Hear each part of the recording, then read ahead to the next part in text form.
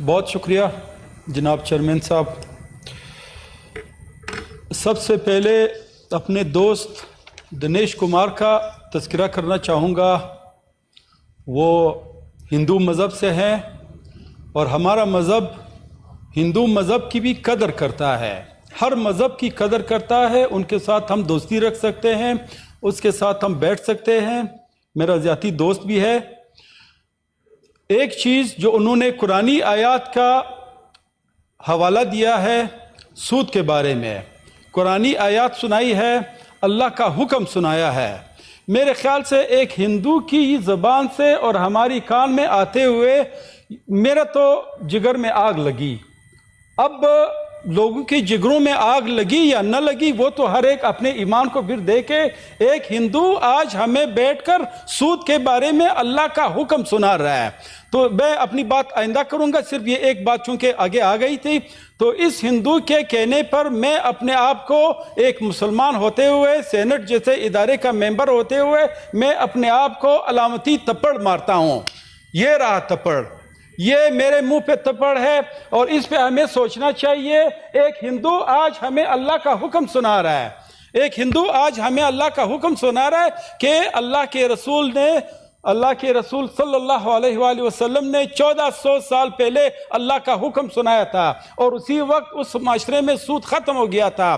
نہ صرف ہم 1400 سال سے انکار ہے بلکہ آئندہ بھی ختم نہ کرنے کا ہم نے ایک چیز کی ہوئی ہے کہ ان سود کو ختم نہیں کریں گے۔ یہ اللہ کے حکم عدولی ہے، اس پہ برائے مہربانی بجٹ ہوتا رہے گا، معیشت ہوتی رہے گی، برائے مہربانی اللہ کے اس نافرمانی سے نکلنے کی کم از کم کوشش کرے، کم از کم اپنے ذہن میں لائے کہ اس عذاب سے نکلے۔ اور جو سود کی جو حرمت اللہ تعالیٰ نے، اللہ کے رسول صلی اللہ علیہ وآلہ وسلم نے جو ہمیں بتائی ہے، جتنے بھی گناہ ہے، ایک تو شرک ہے، میرے خیال سے جہاں تک مجھے علم ہے سود کا دوسرا نمبر آتا ہے، شرک کے بعد سود کا دوسرا نمبر آتا ہے۔ اور ہمارا ملک پورے سود پہ نہ صرف چل رہا ہے بلکہ ایک مائنڈ سیٹ کے تحت لوگوں کو بتایا گیا ہے کہ سود کے بغیر ہماری معیشت نہیں چل سکتی۔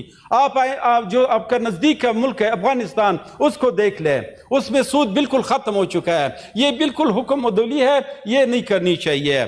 دوسری بات، جناب چیئرمین صاحب اپنی بات شروع کروں گا، یہ چونکہ میرے ایجنڈے کا حصہ نہیں تھا تو ایک دل میں آگ لگی تو اس آگ کو آگ تک پہنچایا، اور برائے مہربانی اس میں سوچ ہے، برائے مہربانی۔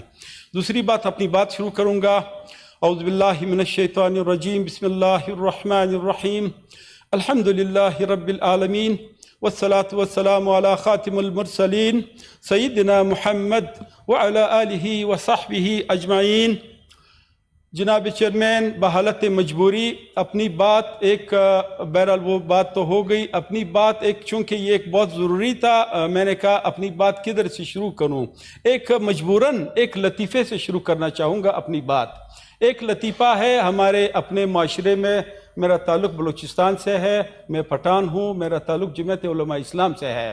ایک لطیفہ، گاؤں کا ایک نسبتاً غریب آدمی نے محلے کی دعوت کی، اپنے محلے کی دعوت کی، تو جب رات ہوئی کافی دیر ہو گئی، یعنی 10 بج گئے، محلے کے لوگ اس کے پاس نہیں آئے، تو وہ بیچارہ تکیوں کو دیکھتا رہا، دیکھتا رہا، جب اس کے بالکل امید ختم ہو گئی تو وہ اٹھا، تکیوں سے ملنا شروع کر دیا کہ جوڑ پخیر، ایک تکیوں کو اٹھایا، دوسرے تکیے کو اٹھایا، جوڑ پخیر، وہ تکیوں سے ملا، اس طرح تکیوں سے ملا جس طرح بھی میں کرسیوں سے مل رہا ہوں۔ تو یہ چیز ایک پارلیمانی پارٹیوں کی ایک میٹنگ ہونی چاہیے۔ یہ آپ نے آج ابھی بات کی کہ یہ صرف چونکہ کمیٹیز کا اجلاس ہو رہا ہے تو اس وجہ سے میرے 2 مہینے ابھی ہو رہے ہیں، اور تقریباً میں ہر اجلاس میں آتا ہوں، اور صرف آ کے پھر چلا نہیں جاتا، پھر یہاں پہ بیٹھا رہتا ہوں، میں پھر سیکھنے کی کوشش کر رہتا ہوں۔ 2 مہینے سے یہی وتیرہ ہے کہ ہماری تعداد تقریباً 40 سے نہیں بڑھی، میرے خیال سے 85 ہمارے ممبرز ہیں، 40 سے نہیں بڑھی۔ تو اس پہ ہمیں ایک سوچ بچار کرنی چاہیے کہ یہ تعداد ہماری بڑھے، اور یہ ہے کیا، ہم کیا کرنے آئے ہیں؟ یعنی یہ اگر ایک یاری دوستی میں ہم آتے ہیں، ایک گپ شپ لگانے کو آتے ہیں، پھر تو ٹھیک ہے۔ اگر ایک ذمہ داری ہماری ہے اور اس کی باقاعدہ ہم تنخواہ لیتے ہیں تو میرے خیال سے یہ بہت ضروری ہے کہ ہم اس چیز کو ایک سنجیدگی سے لیں، یہاں پر بیٹھے نہ صرف بلکہ اپوزیشن کا تو اتنے وہ زیادہ اس پہ نہیں آتا ہے، بار تو حکومتی ممبران پہ آتا ہے، ہمارے منسٹر حضرات، ہمارے حکومتی ممبران وہ نہیں آتے ہیں، تو جب وہ نہیں آتے تو اپوزیشن کا نمبر تو ظاہر سی بات ہے پھر بعد میں آتا ہے۔ ایک درمیان میں ایک اور چیز، معیشت پہ بات بالکل کروں گا، ابھی چونکہ بجٹ چل رہا ہے معیشت پہ بات کریں گے۔ ایک چیز کی میں مذمت کا لفظ استعمال کروں گا، ایک مائنڈ سیٹ کی۔ ایک مائنڈ سیٹ بنا ہوا ہے کہ جتنے حکومتی ممبران ہیں ان کے ذہن میں ہے کہ یہ بجٹ 100% زبردست بجٹ ہے، حکومتی ممبران کے ذہن میں ہے، یعنی اگر 100 نکتے ہیں تو 100 ہی صحیح ہے، اور اپوزیشن ممبران کے ذہن میں یہ ہے کہ اگر 100 نکتے ہیں تو 100 ہی غلط ہے۔ تو یہ مائنڈ سیٹ کی میں بالکل مذمت کرتا ہوں، یہ چیز ہمارے لیے ایک صحیح چیز نہیں ہے۔ بالکل اگر حکومتی ممبران کو دیکھنا چاہیے بجٹ میں کہ اگر 100 ہے تو اس میں 90 نکتے صحیح ہوں گے، بھائی 10 تو غلط ہوں گے تو 10 کی آپ نشاندہی کر لو۔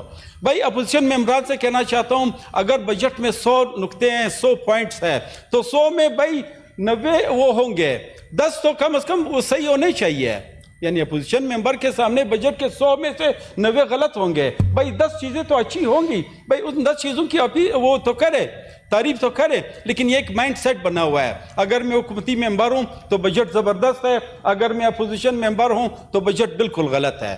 یہ ایک مائنڈ سیٹ کی بھی بات ہے، یہ مائنڈ سیٹ نہیں ہونا چاہیے۔ دوسری بات، چونکہ معیشت پہ بات ہو رہی ہے، ملکی معیشت پہ، میں اپنے علاقے کی معیشت کی بات کروں گا۔ میرا تعلق ضلع قلعہ عبداللہ سے ہے۔ چمن بارڈر پچھلے 8 مہینوں سے بند پڑا ہے۔ جو ہماری نگران حکومت تھی، اب یہ میں سوچنے سے قاصر ہوں کہ اتنے بڑے فیصلے نگران حکومت کیسے کر سکتی ہے۔ ایک بارڈر جو 70 سالوں سے ایک لوگوں کے آنے جانے کا ایک راستہ دیا ہوا تھا، 70 سالوں سے، افغانستان میں اس 70 سالوں میں بہت سی حکومتیں آئی، اور افغانستان میں حکومت آنے جانے کا یہ سسٹم بھی نہیں ہے جیسے پاکستان میں ہے۔ پاکستان میں حکومت تبدیل ہوتی ہے لیکن سسٹم آپ کا کڑا رہتا ہے ادھری۔ افغانستان میں جب حکومت بدلتی ہے تو وہ سسٹم ہی چینج ہو جاتا ہے۔ طرح کے لوگ، یعنی اس میں رشین آئے، امریکن آئے، طالبان آئے، 6 سالہ طالبان حکومت، تو ان سب میں بارڈر کھلا تھا۔ مجھے یہ سمجھایا جائے یا اس ایوان کو یہ سمجھایا جائے کہ ابھی کیا آفت آ پڑی ہے کہ اس بارڈر کو آپ نے بند کر دیا، اور روزانہ 50 جناب چیئرمین صاحب، روزانہ 50,000 لوگ بارڈر کراس کرتے تھے۔ اس میں تاجر حضرات بھی ہوتے تھے جو اپنا کاروبار کرتے تھے، اس میں محنت مزدوری کرنے والے بھی ہوتے تھے۔ تو ایک دم سے اسٹیٹ نے یہ فیصلہ کیا، اس بارڈر کو بند کیا۔ ان 50,000 لوگوں کے بارے میں بالکل نہیں سوچا کہ یہ لوگ کیا کریں گے۔ یعنی اگر یہ اسٹیٹ کی ذمہ داری نہیں ہے تو مجھے سمجھایا جائے، شاید میں غلط ہوں، کہ بھائی لوگوں کے روزگار کے بارے میں سوچنا یہ بالکل اسٹیٹ کی ذمہ داری نہیں ہے۔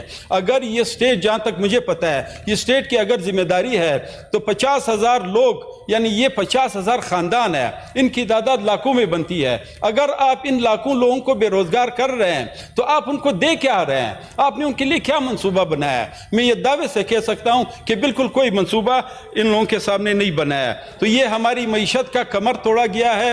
چمن کے بارے میں ایک اعلیٰ سطحی وفد بنایا جائے، چاہے اس میں سینٹ ہو، چاہے اس میں قومی اسمبلی ہو، وہ جا کے لوگوں سے بات کرے کہ یہ مسئلہ کیا ہے۔ بارڈر اگر 70 سال سے کھلا تھا تو ابھی کیا آفت آ پڑی ہے کہ آپ نے بارڈر کو بند کر دیا۔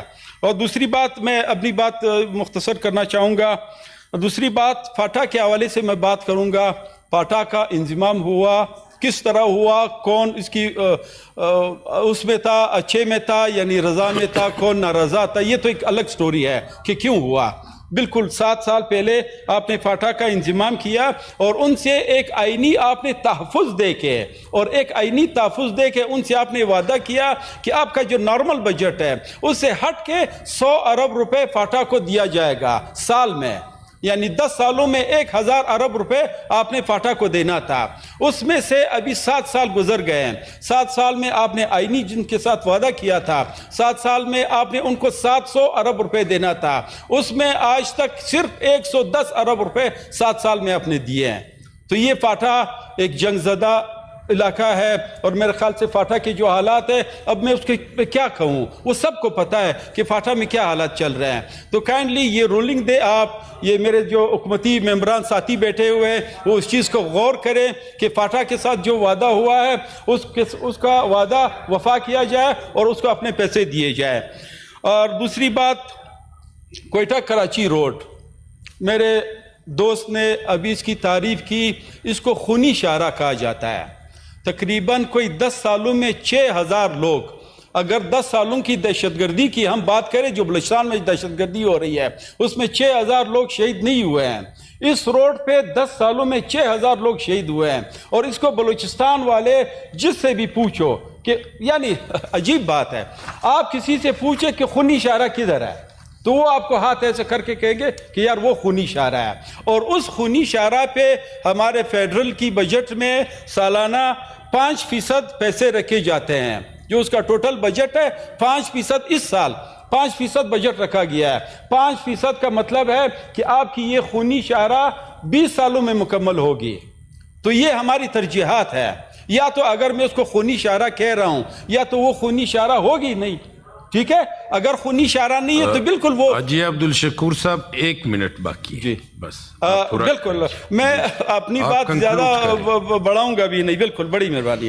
یہ اس کے بارے میں ایک حکومتی ممبران اس بارے میں سوچے اور اس بارے میں بجٹ دیں اور یہ ہماری شاہراہ جلد مکمل کرائے اس خونی شاہراہ کو. اور آخری ایک بات، بیرون ملک کے لیے پاسپورٹ میں جو قانون میں تبدیلی کی گئی ہے کہ وہاں پہ جو لوگ چلے گئے ہیں تو ان کی ابھی مجھے یہ سمجھ نہیں آ رہی ہے کہ پاسپورٹ جب آپ کینسل کر رہے ہو تو اس کا مطلب پاکستانی شہریت بھی کینسل کر رہے ہو یا صرف پاسپورٹ کر رہے ہو.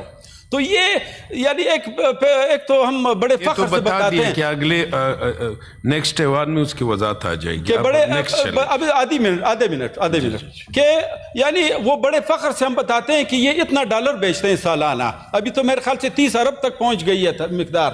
تو ان کا پاسپورٹ ہم منسوخ کر رہے ہیں اور ان کو یہ بتا رہے ہیں کہ بھائی پاکستان کا آج کے بعد آپ سے کوئی تعلق نہیں ہے، آپ بس ادھر کے رہ جاؤ. تو وہ جو ڈالر بیچ رہے ہیں یعنی اس کے منہ پہ ہم تھپڑ ماریں کہ وہ ڈالر آپ نہ بھیجیں. تو یہ چیز غلط ہے.